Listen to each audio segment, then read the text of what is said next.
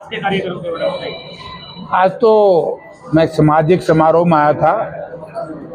हमारे बहुत ही मेरे से तो बड़ी उम्र में बड़े थे, पारिवारिक संबंध है। इनके पिताजी से शुरू किए देशराज जी नंबरदार, इनके पिताजी एक ये रामचंद्र, बहुत पुराना ग्रुप था। जब 1989 में एमपी बना तब से लेकर के आज तक इस परिवार से सामाजिक संबंध है। तो आज सामाजिक समारोह था तो उसमें आया। सर लगातार आरोप लगाए जा रहे हैं कांग्रेस के ऊपर कि ईवीएम का जो हैक करने की बात कही गई थी कांग्रेस द्वारा, तो जो उजाला से विधायक हैं देवेंद्र जी, उन्होंने कहा है कि जब लोकसभा चुनाव हुए थे तब भी ईवीएम थी, तब ईवीएम पर दोष नहीं दिया गया था। तो हर बार यही रहता है कांग्रेस का। देखिए, कौन क्या कहता है मैं इस चक्कर में नहीं बढ़ता, लेकिन मैं एक सवाल छोड़ता हूँ सरकार के सामने। आप एक मोबाइल पूरा दिन प्रयोग करो, उसकी बैटरी डाउन होगी ना, और शाम को उसी मोबाइल को अगर आप 99% बैटरी चार्ज दिखा दोगे तो बैटरी रिचार्ज हुई है, हुई है कि नहीं हुई? जब जहां हमारे जैसे विकास लड़ रहा था, उनकी बैटरी है सारी 75%, और जो 14 असेंबली है हरियाणा की, उनमें बैटरी है 98-99%। तो कोई भी बुद्धिमान आदमी जिसने थोड़ा सा भी आईटी का ज्ञान है, मोबाइल रखे 2% तो यार मोबाइल इधर अभी डिस्चार्ज हो जाए, और ये 3 दिन अंदर ही रही।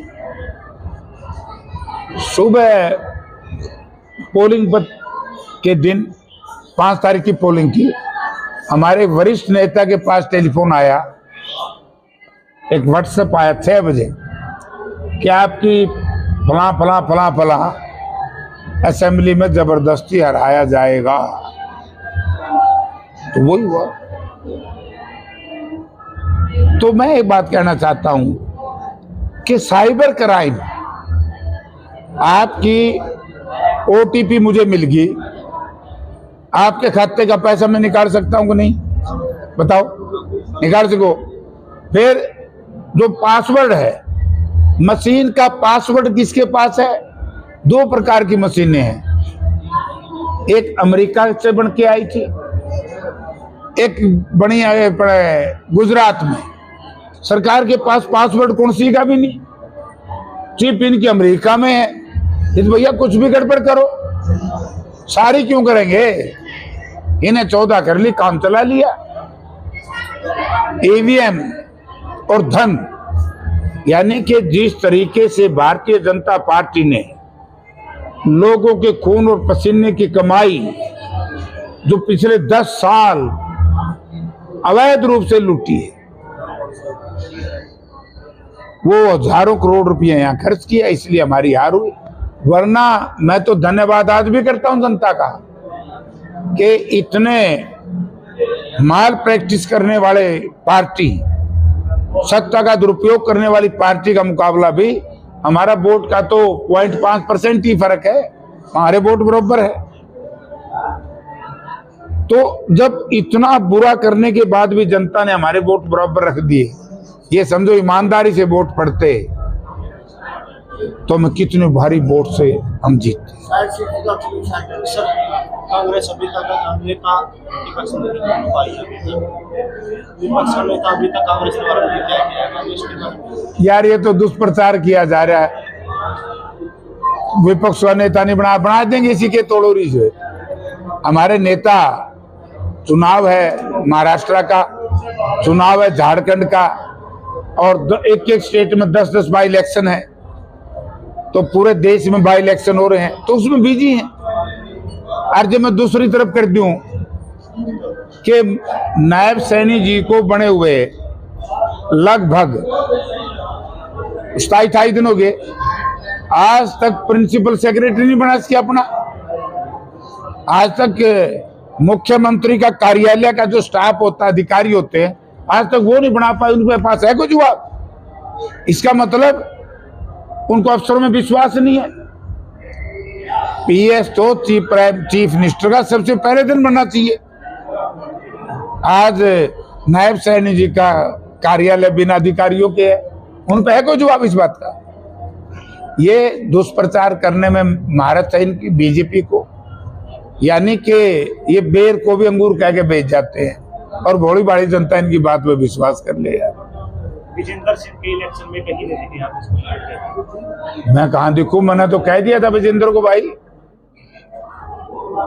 जिन्होंने राजीव गांधी अपने राहुल गांधी जी आए बरवाड़ा में, हमारे प्रभारी थे इस इलाके के इंचार्ज ऑब्जर्वर नीरज डांगी जी, उन्होंने कहा कि जयप्रकाश जी आपको उचाना हमारे साथ चलना है, प्रोग्राम करने में चलो।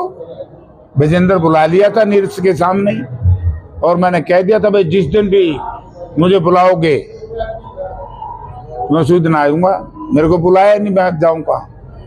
अब ये देखो ना, बुलाना तो उनने है जो चुनाव लड़ रहे हैं। अब मैं बिना बुलाए चला जाऊं, अगले मुझे आरोप प्रत्यारोप करें, तो बुलाते तो मैं जरूर आता। और चुनाव बड़ा अच्छा चल रहा था विजेंद्र का।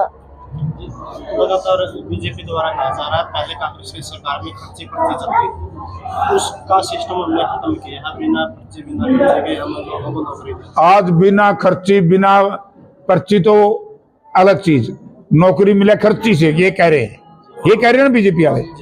भारतीय जनता पार्टी को खुली चुनौती है। भूपेंद्र सिंह हुड्डा के सरकार में, कांग्रेस की सरकार में 10 वर्ष कोई नौकरी नहीं बिकी, कार्यकर्ताओं को नौकरी मिली।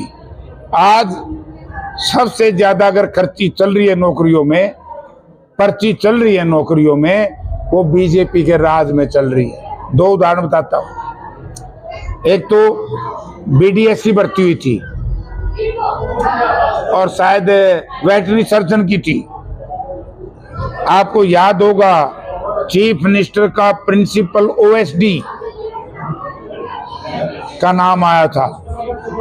फिर 4-5 दिन के बाद एचपीएससी के दफ्तर में से 2.5 करोड़ रुपये नगद पकड़े। उसके बाद कौशल रोजगार निगम के शीर्ष अधिकारी रिश्वत के मामले में गिरफ्तार हुए। तो ये बीजेपी वाले पूछूं, ये तो काम कर रहे हैं। हमारे एक देसी भाषा में कहावत है, मैं नाम तो नहीं लूंगा, आजकल जमाना खराब है, बोला इबका मारिए, इबका मारिए तो हाथ तड़वा ले है, ठीक है कि नहीं? तो इसलिए इन लोगों की एक आदत है, इनकी आदत खराब है, उसका मैं कुछ नहीं कर सकता।